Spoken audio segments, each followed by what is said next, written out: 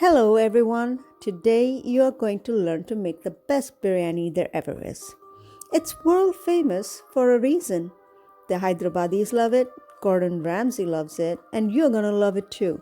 And you will be getting compliments from your guests every time you make this.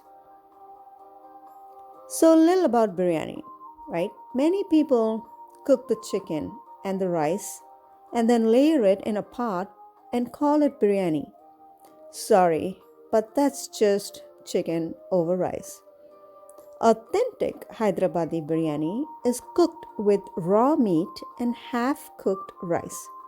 They do it this way so that the rice fully gets cooked and flavored from the juices of the meat, the spices, the herbs, and the fried onions.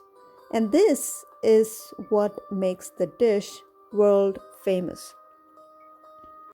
Making Hyderabadi biryani is very simple. There's not many ingredients that we need, but just a few things to keep in mind, especially with the timing. So let's jump on to the recipe.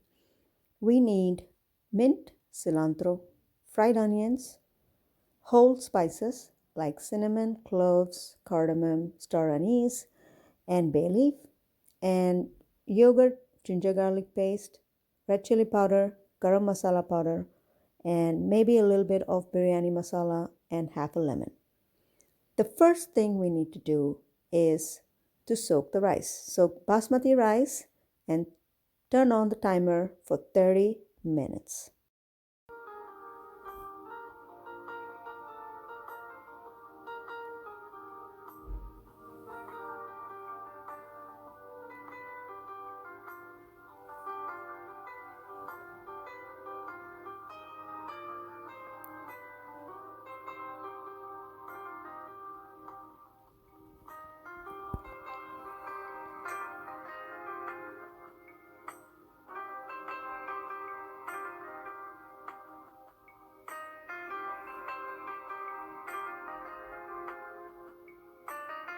I like to use a little bit of biryani masala powder, but it's totally up to you. I'm going to link the one that I like in the description box below.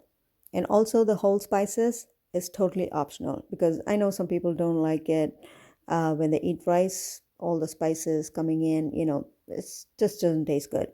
So you can use a muslin cloth and just maybe put all the spices in the muslin cloth and throw it in the pot. That works fine too. Or you can totally skip it because you're using garam masala powder anyways. Now I'm just sprinkling all the fried onions, which I already fried in oil, and I'm gonna add some oil to it. Now this is pretty much the first step. You can use the same thing that we did here with chicken, just the temperature of the chicken and the mutton will vary a little bit and the cooking times will vary. But go ahead and replace chicken if you don't like to eat mutton. The timer is up and now I'm going to bring a stock pot filled with water to a boil. Now take a lot of water, like at least 4 times the amount of rice that you're going to use. So I have 3 cups. I'm going to use more like 12 or 15 cups of water. Use a lot of salt because that's how the rice is going to get its salt.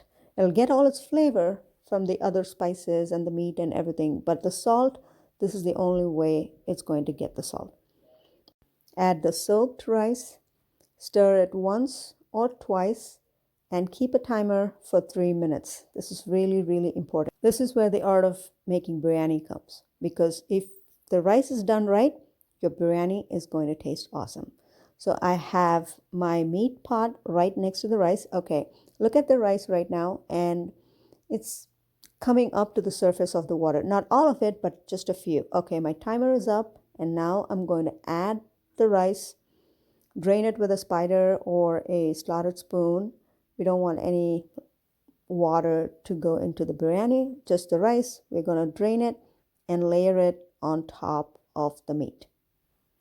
Now the next step is totally optional, but I like my biryani to be visually appealing as well. So I'm going to add some saffron water. This is basically just saffron food color mixed with water and a little bit of saffron strands. I'm going to add that, and then I'm going to add a little bit of leftover fried onions to it. Now remember, I still have rice in the pot. This is just the first layer, which I've cooked for 3 minutes. I'm going to add a little bit mint as well, but this step is totally optional. You don't have to add the saffron water or the onion or the mint. Just wait for another 4 minutes until it's 7 minutes so that you can drain the rice and put it in the pot. So basically the first layer will be 3-minute rice, 3-minute cooked rice, and the second layer will be 7-minute cooked rice. Congratulations, we are done with the second step. Now all we're going to do is tightly cover this up with aluminum foil and put it on the stovetop on medium heat for 7 minutes. Turn on the timer and also turn on your oven to 350 degrees Fahrenheit, because after the 7 minutes, the biryani is going to cook in the oven at 350 for 30 minutes and then lower the temperature to 335 for another 30 minutes. And that's it. There's no third step. You are done making biryani. Let's open it.